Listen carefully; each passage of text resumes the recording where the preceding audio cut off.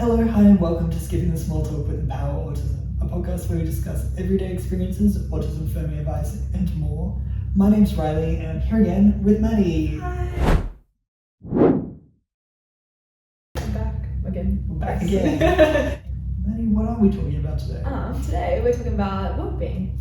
Yeah, we're talking about kind of mental health, but not in a clinical sense. Yeah, not therapist, disclaimer early on. We're not talking about specific things to do with anxiety or depression and stuff like that. We're just looking generally just having a good time. Yeah, exactly. Yeah. Yeah, I could have said it about myself. Exactly. Because I think a lot of people go through the day sort of being I feel okay. I'm fine. Yeah, I'm fine, yeah. But do you feel good? Yeah, important distinction. Because you're allowed to feel good. Yeah. And so I guess this module is kind of helping, increase that feeling of actually being good and not just kind of baseline, I'm fine. Yeah, or I'm pushing through it and I'll get through it. I'm coping. I'm coping. Yeah. But just coping is not something that anyone can live in forever. No, it's not really good for you, and it's not really enjoyable. No, you want to, I guess we all probably want to experience life in a way that's fulfilling for us and brings us joy and gives us meaning to a sense and to a degree, I should say. But yeah. So well-being is something that everyone can benefit from, but we're talking about it today sort of within an autistic context. Why are we talking about it within an autistic context? Why is that so important? Yeah, I guess because living in a world that is kind of designed for neurotypical people, it often means that people who are neurodiverse, and I guess autistic specifically in this context of this discussion, it kind of, there's more of a cognitive load when you have to mask or kind of adjust yourself or kind of learn to manage and engage with a world that is not kind of designed for you. It's a lot harder. Yeah, there's a lot of extra little things just putting stress on my brain all the time. It's hard to take a moment to breathe and recover from that, and it's good to take a moment. And it's often things that people don't even maybe necessarily think about, people who are new to people don't even think about, and that can have such a huge impact. Even things down to lighting, for example, can make people feel quite overwhelmed or maybe struggle to think as well as maybe someone who's neurotypical. Yeah. And we're going to be talking a little bit from our personal experience today, as well as just general tips from the life skills modules. Did you want to talk a little bit about your personal experience with mental health and neurodiversity and stuff like that? I guess I'm talking from an ADHD lens a bit more, but I guess something that has been good for me is kind of, when I got diagnosed with ADHD, I think that was really helpful for me. I think diagnosis can be, obviously there are pros and cons to diagnosis, of course, but I think it can be useful in that it allows for self-compassion and allows you to understand yourself better. So for example, for me, I think I would often be very hard on myself about oh my god, why can't I just sit down and focus on this thing like everyone else, and maybe I'm dumb, maybe I'm stupid, maybe that's why I can't do it. And then so when you kind of get diagnosed, you're kind of oh okay, this makes sense, and what are some strategies I can implement to make things easier for myself? Maybe I need to take more regular breaks or things like that. And so I think prior to that, I think there was a lot more anxiety and kind of self-doubt, because there'd be lectures where they're you're expected to sit through a 2-hour lecture at uni, and that's very hard. I find that really hard. It's really hard. Yeah, and I think for anyone, but I think especially for neurotypical people, neurodiverse people, it's very it's extra hard. And so when you're not able to do that, you feel you're kind of a failure, why can't I do this? And so, but then kind of having that self-compassion and recognizing that this is the world is designed for people who are neurotypical. So that's why they are able to do this, and maybe it's a bit harder for us. But doesn't mean we can't still achieve. No, exactly. Sure. Yeah, what about you? Do you have experience? Well, I'm ADHD, so I'm autistic, and I also have ADHD. I had kind of a rough experience making friends as a kid, and that was always put down to me being diagnosed with anxiety very young. And then sort of I went through high school being oh, it's just social anxiety, I'm just anxious, but also there's all these other things sort of in the background that we're just ignoring. And then it got to uni, which was sort of the tipping point. Oh, I don't have the same structure, I'm not just automatically succeeding through everything, and I have to get myself around and things like that. it was really, really stressful. And it's still kind of stressful. But it's like, now that I like understand my autistic identity and like my ADHD and stuff, I have not just the skill set to navigate that, but also the sort of ability to reflect on that and like step back and be a bit kinder to myself. Which is so important. I think I think that kind of experience you're talking about, I think that's super common as well. I think not only like, I guess, not necessarily misdiagnosis, but kind of like why we often see like a lot of co-occurring like diagnoses alongside like a diagnosis of like autism, for example, like or ADHD, for example. Well, I definitely was an anxious child. But like that wasn't the only thing. No. That's why it's like there's a lot of overlap, and like those two things can exist, but often maybe one will mask the other, or like kind of thing. Like sometimes like, or they can compound to make the other worse. Like for example, like with my anxiety, it makes my ADHD way worse, or like.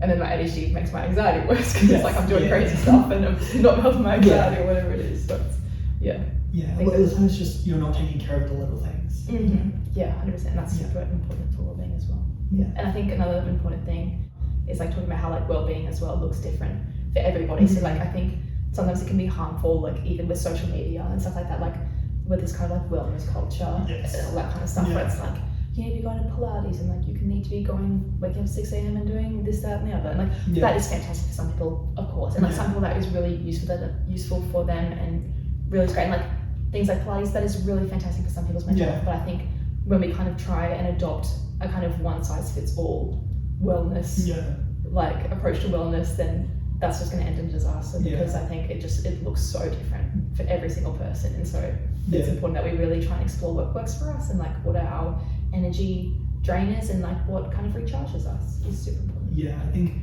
the sort of trend of turning social media into or turning like mental health and well-being into like a social media trend is really crazy for a lot of people because that might work for that one person, but that doesn't mean it's what's best for you, and like you shouldn't take advice from one random person on the internet. We say that as we give advice on you should listen to us though, we're really reliable. Sometimes it's like selling a program. We're not selling a program. If you're selling a program, bid it. We're kind of selling a program. Disregard everything. Turn the podcast off. The carnivore diet, like the looks maxing people. Looks maxing. Don't take health advice from Clavicula. Is that the person? Who is that? Who are they again? He was just arrested, so you might have heard of him recently. I don't remember why he was arrested. I deleted TikTok, so I don't know. He was like, he's a jaw jaw guy. He was microdosing meth to improve his looks and also breaking his jaw with a mallet to like give it a better shape.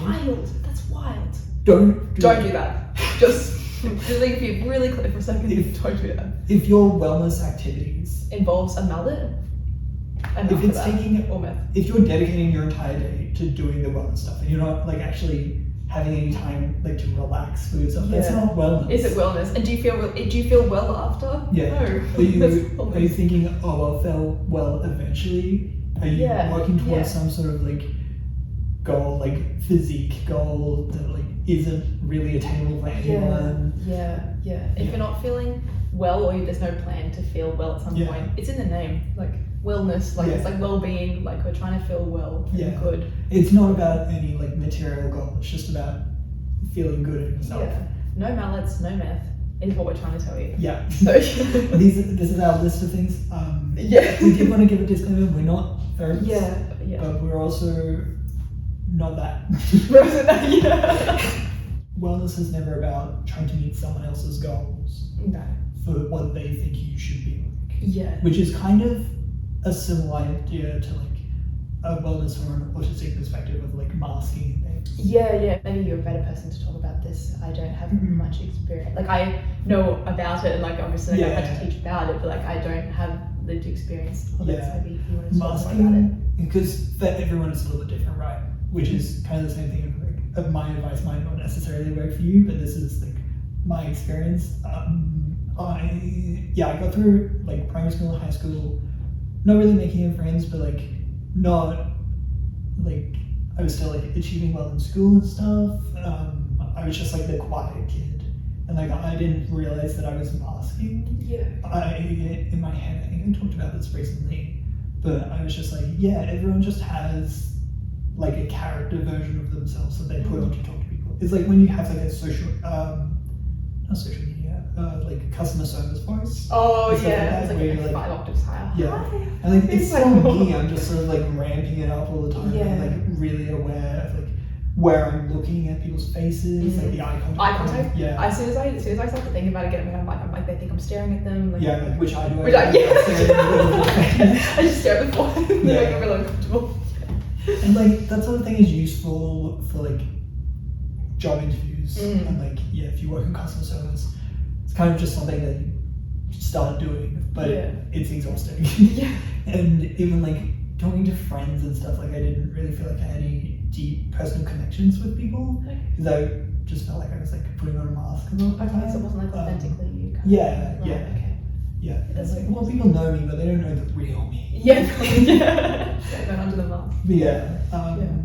Yeah, that's very interesting. I think masking can certainly appear with like ADHD too, but I think it's maybe not as prevalent. I think it. Yeah. Maybe it is. Maybe It's it's just a different type of.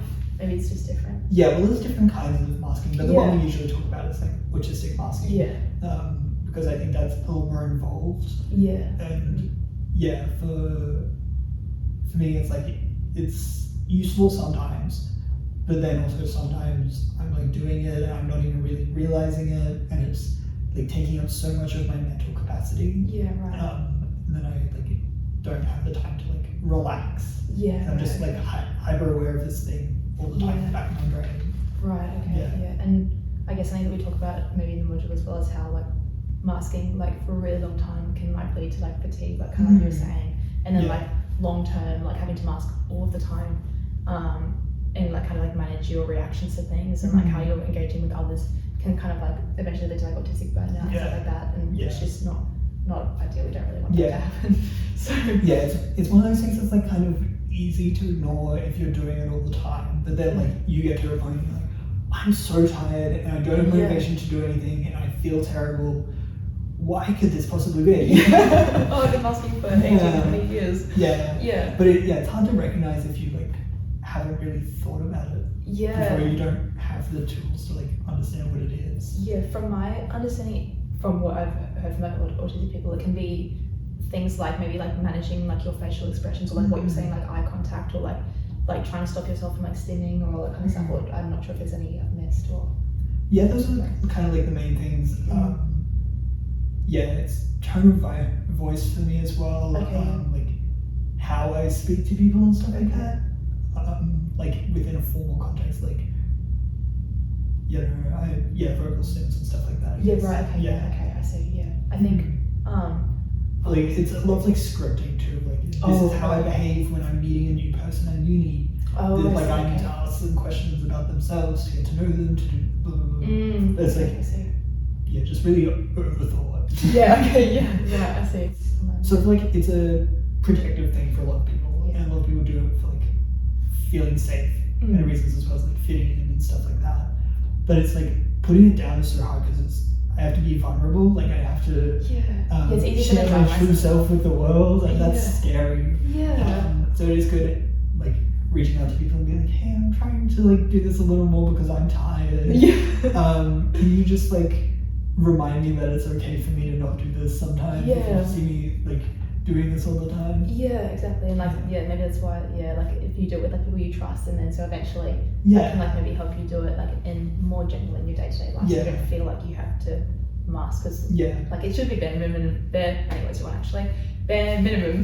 you, everyone is able to show up as they are and like be their authentic selves. And it sucks that maybe people feel like they have to mask, like they have to kind of protect themselves, but it's just a reality. But it's important that I guess maybe we try to because sometimes I just don't have the energy for it, and I've started realizing maybe that's okay. It's kind of a slow realization, you know, like people tell you stuff and you're like okay, but you don't fully absorb it. It's sort of a long process. I feel like those kind of things you have to come to the realization yourself. It's like I just want to come to work some days and just sit at the computer and not talk to anyone. Yeah. I just don't have the energy for it. Yeah, I think Empower actually, where obviously where we work, is really good for that, because I think they used to have like, I don't know if you guys still have it because I've not been in the office for a long time, but like there used to be like a little place, and like in everyone's desk where it was like it's like you could like almost like not the ones I remember were like, I'm wearing noise cancelling headphones, but like I can't hear you right now, but you can still talk to me. Just like, tap me on the shoulder. Yeah, it was kind of like, like get your level of like I'm locked in right now. Yeah, like, don't mess me at all. Yeah. But like I thought that was really good. I've never seen that in a workplace before, but I thought that was wonderful. Like I thought that was really good. Like it was like, and just so everyone could just kind of like opt in for their specific, like how they wanted to engage that day. I think that's so good, because I feel like if you have a day where you're kind of maybe just like exhausted socially, or like maybe you feel like you don't want to have to mask by like playing pretend in a social conversation. It's not like I'm not trying to be rude. I'm not trying to. Yeah, it's not rude. It's not because like days like that. I'm mad at you, or I don't like you, or whatever. No. I'm just, this is a personal thing for me. Yeah. Yeah. I think that was a wonderful idea. Yeah, obviously there's a lot of stigmas about this sort of stuff, which is why it's so hard to just like be vulnerable and admit like when you are tired, or like what your boundaries are and stuff like that. Even if it's not necessarily present like in the moment, like no one at Empower Autism is telling me that I need to mask. They're kind of telling me the opposite actually. But I still feel this because it's like a societal thing that I've been taught like over you need to, like, the entirety of my life. And it's like that, there's a lot of stigmas around like all sorts of mental health things, all sorts of wellness things. And it's hard to break down those stigmas around like also just being like, hey, I'm really anxious today, you know? I'm like, I'm sorry if I'm a bit like antsy, whatever it is. Like, actually, you don't even need to say sorry. You don't need to apologize either. Like yesterday, my friends were talking about going out to time zone, and I did some thinking about it. I was like, hey, I know I said I was down to do whatever today, but the idea of going to like a super busy shopping center with like loud noises and stuff right now just sounds not enjoyable to me. That sounds really overwhelming. If you guys want to do that, that's fine, but I would prefer not to. Yeah, that's fine. You're allowed to say no to things sometimes. That's fine, of course. I think kind of like going back to the stigma point you were saying before, I think that's kind of the reason like why I was saying like why it's so important to talk about this stuff. Because like, because there is a certain level of stigma, talking about it is what breaks that down, like that awareness and like kind of like normalizing it is what helps essentially like helps us eliminate that. Yeah, because if you're like ignoring this stuff or like not telling people about it and you're sort of just letting it build up, you can sort of push through and cope for it and cope with it for a while, but eventually you're going to crash. It's not going to feel good. No. And you should be able to talk about like what you're going through without it having to be like a level 1 emergency sort of situation. Like it's okay to just not be having a great day. It's okay to talk about that rather than just being like, I'm okay.